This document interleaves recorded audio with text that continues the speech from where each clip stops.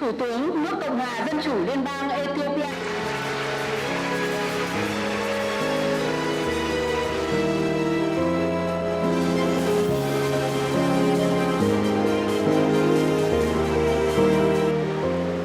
Your Excellency, Pham Chin, Prime Minister of the Socialist Republic of Vietnam, Your Excellency, To Lam, General Secretary of the Communist Party of Vietnam, Your Excellency, Amina Mohammed, Deputy Secretary General of the United Nations, distinguished delegates, ladies and gentlemen. Let me begin by extending my sincere appreciation to the government of the Socialist Republic of Vietnam for hosting the fourth P4G summit in this historic city of Hanoi. Prime Minister Pham Chin, I commend you for your distinguished leadership and Vietnamese continued commitment to our global partnership.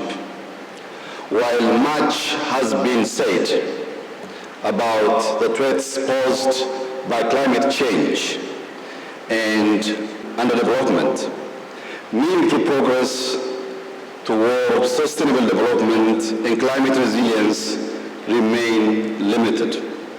Today, we are confronted with a critical choice: to pursue a path of practical, inclusive action that addresses the needs of the most vulnerable, those who overly endure the devastating consequences of climate change.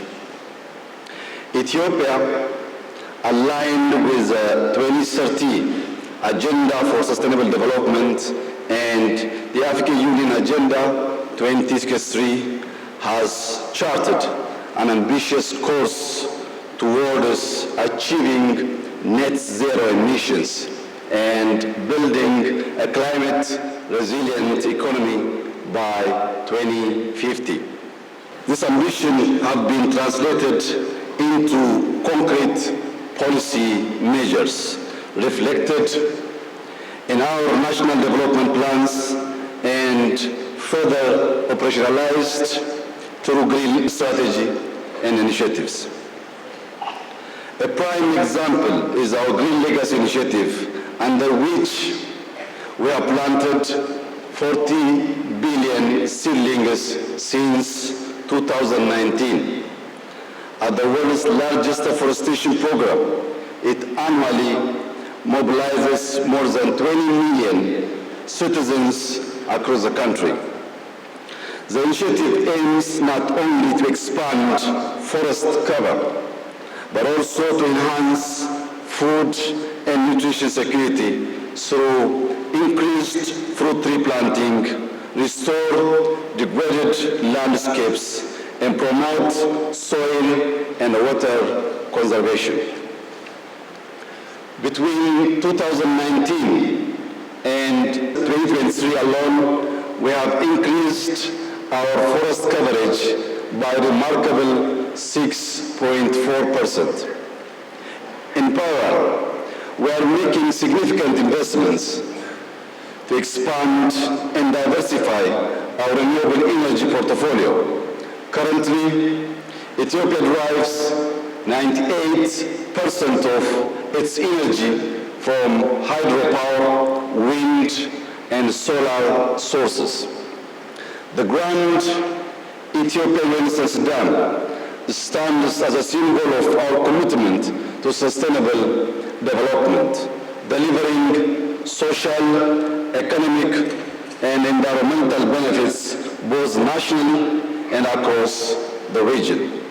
To further translate policy into climate-resilient action, we have introduced forward-looking reforms in the transport sector, including a ban on the import of fuel-based cars alongside incentives to manufacture and adopt electric vehicles.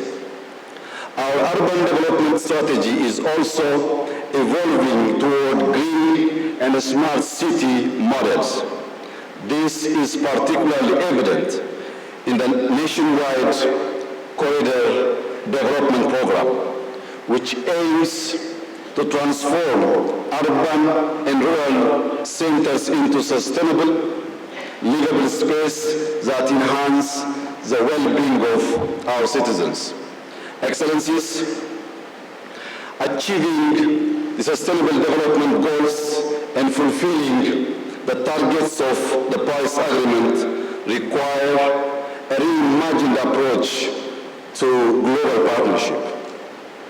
Now, more than ever, climate action must be matched with tangible, targeted support for countries most vulnerable to the harsh effects of climate change.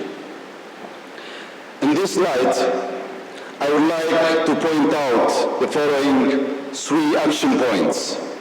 First and foremost, we must recognize that adequate, predictable, and sustainable financial resources are the cornerstone of effective climate action.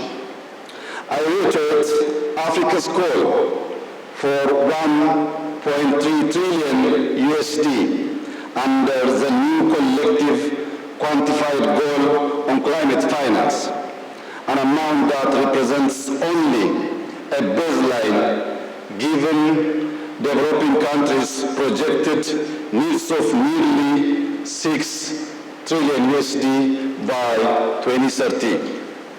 Second, we must significantly scale up investment in energy development across Africa. The continent is home to the world's largest carbon sink and other vital forest ecosystems.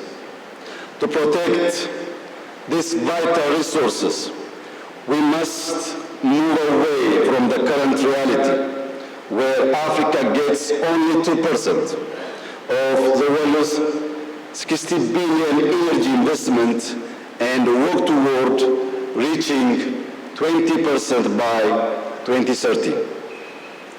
I urge all stakeholders to collaborate in providing the necessary financing and technology to support energy projects under Africa's development program by 2030.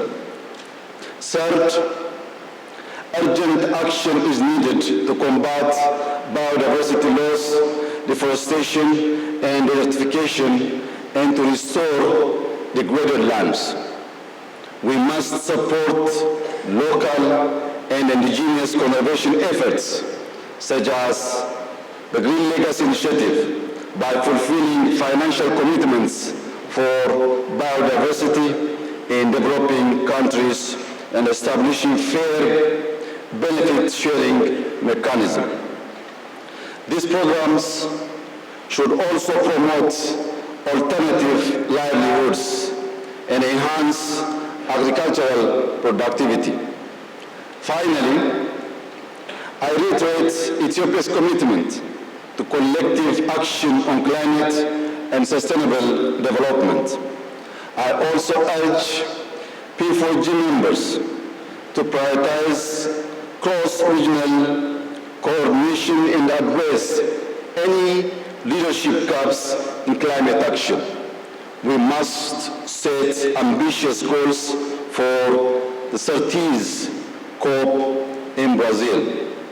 Let me take this opportunity to commend all members and partners for their shared commitment over the past 7 years. I thank you.